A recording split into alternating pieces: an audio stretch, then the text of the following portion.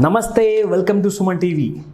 So డబ్బు గురించి అందరూ ఆలోచిస్తారు, డబ్బు సంపాదన గురించి అందరూ కష్టపడుతున్నారు. కానీ ఆ డబ్బుని మేనేజింగ్ మనీ అంటే ఎలా మేనేజ్ చేయాలి, అది చిన్న పిల్లలైనా అది డబ్బైనా ఒక్క నిమిషం పట్టదు, ఒక సెకండ్ పట్టదు మన నుంచి అవుట్ ఆఫ్ కంట్రోల్ అయిపోవడానికి.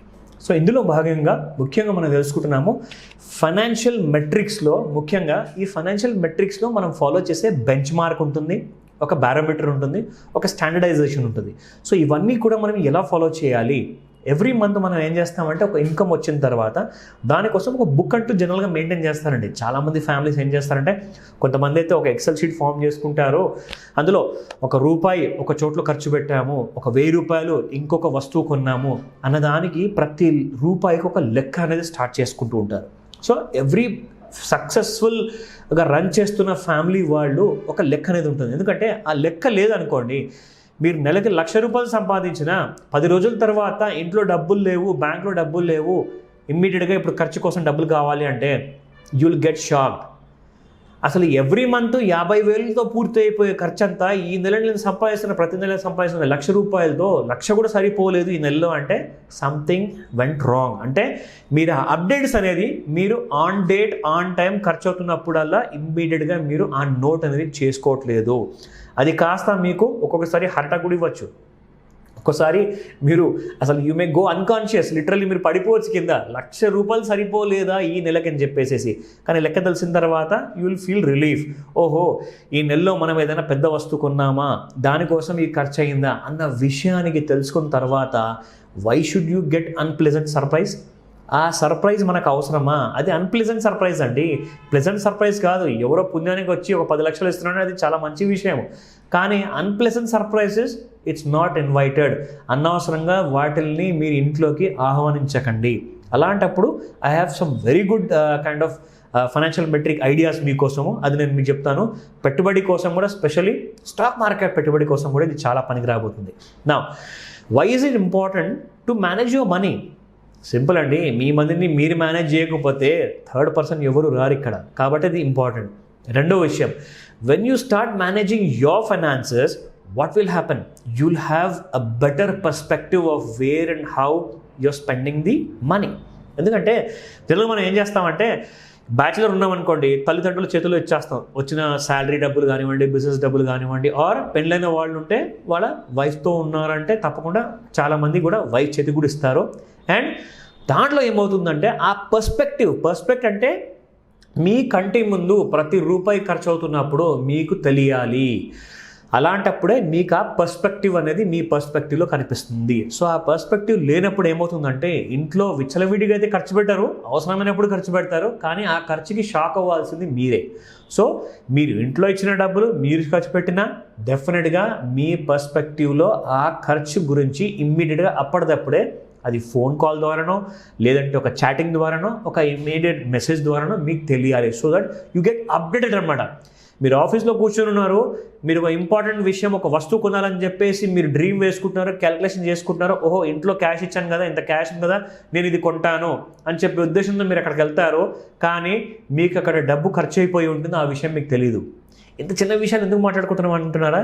ఇక్కడే మీకు వస్తుందండి పెద్ద ఇబ్బంది. ఆ పెద్ద ఇబ్బంది ఎప్పుడు వస్తుందంటే, you have to face an embarrassment అనమాట. అక్కడికి వెళ్ళేసేసి, బాబు ఈ వస్తువు చాలా బాగుంది, దీన్ని ప్యాక్ చేయి, హోమ్ డెలివరీ చేయి, క్యాష్ ఆన్ డెలివరీ తీసేసుకో అంటారు. సో క్యాష్ ఆన్ డెలివరీకి అక్కడ క్యాష్ ఉండాలిగా ఇంట్లో. మీ దగ్గర క్రెడిట్ కార్డ్ లేదు, ఒకవేళ ఉందనుకోండి అప్పు చేయాలి కదా. క్రెడిట్ కార్డ్ అంటే అప్పే కదండి. మళ్ళీ నెక్స్ట్ మంత్ మీకు ఒక బర్డన్, ఒక అడిషనల్ అమౌంట్ మీరు కట్టాల్సి వస్తుంది. ఎవరు కడుతున్నారు ఆ టైంలో? So have a financial metric and regular communication.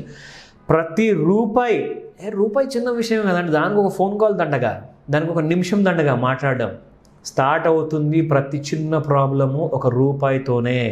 అది 1,00,000 వరకు వెళ్ళిన తర్వాత, మీరు ₹1,00,000 ఉన్నప్పుడు మనం డిసైడ్ చేసుకుందాంలే అని ఆలోచిస్తూ ఉన్నప్పుడు you will always fail. So ₹1 అయినా కానివ్వండి, అది ఎందుకు ఖర్చు అయిందన్న విషయము మీరిద్దరు డిస్కస్ చేసుకోవాలి. అదే భార్యాభర్తలైనా, అది పేరెంట్స్ అయినా, ఇంట్లో ఉన్న ఫ్యామిలీ మెంబర్స్ ఎవరైనా కానివ్వండి, you have to discuss it among your self. అంటే వాళ్ళు కూడా ఇంట్లో మిస్అండర్స్టాండ్ చేసుకోవద్దు, మీ డబ్బులు నేను దొంగతనం చేస్తున్నానా, ఎక్కడైనా విచ్చలవిడిగా ఖర్చు పెడుతున్నానా అనే థాట్ వాళ్ళకి రాకూడదు, వాళ్ళ ఆర్గ్యుమెంట్కి ఆ ఫైట్కి దిగకూడదు మీతో పాటు. సో ఈ విషయము వాళ్ళకి అర్థమయ్యేలా ఎక్స్ప్లెయిన్ చేయాల్సిన బాధ్యత ఎంతైనా ఇంట్లో ఉన్న అర్నింగ్ మెంబర్కే ఉంటుంది. So next point, so you'll have this better perspective అన్నాను ఇందాక.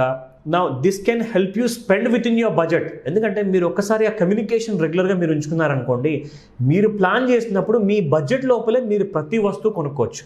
So next point, in return metrics discipline will increase your savings. చూసారా, మీరు ఇక్కడ ఎప్పుడైతే ఒక మోడల్ని డిజైన్ చేసుకున్నారో, ఆ మోడల్ని డిజైన్ చేసుకున్నాక ప్రతి నెల 70% ఖర్చు అయిపోయిన తర్వాత 30% సేవింగ్లో పెట్టుకోవాలి, ఇన్వెస్ట్మెంట్ పెట్టుకోవాలంటే కుదరదండి.